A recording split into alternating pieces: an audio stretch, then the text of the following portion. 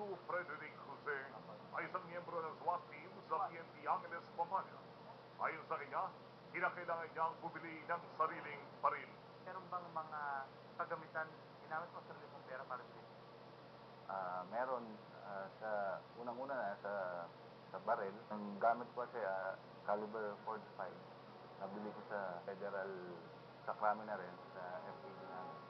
Dahil sa kakulangan pa ng mga armas, sa dami ng kapulisan, naobliga ng bawat isa amin na bumili ng. Kumbaga, yun na rin yung ginagamit. Sa ngayon, hanggat wala pang dumarating na issue, pansamantala ito muna ang ginagamit.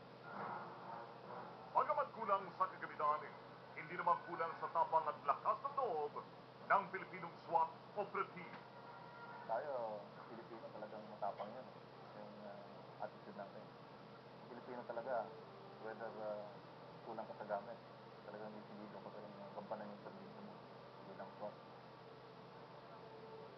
Ayon kay PO2 Baro, nakita niya ang diferensya ng siya ay magtungo sa New Mexico upang sumailalim sa matinding training ng Crisis Response Team at natapat sa mga kinatawa ng ibang bansa.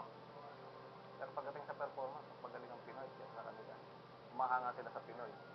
Pero yung bala, yun ang problema. Kasi, kaya niyan, nagkakanta kami ng SWAT-O, nagkakanta kami ng mga training.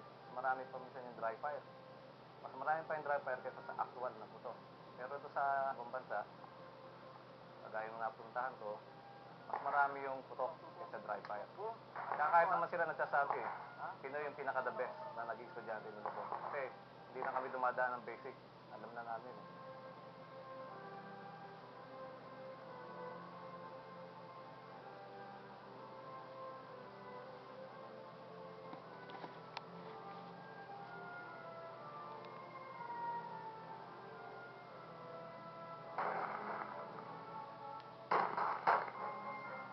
Halos kalating oras sa ilalim pa rin ang mainit na sikat ng araw, bitbit ang mabigat na gamit ng SWAT.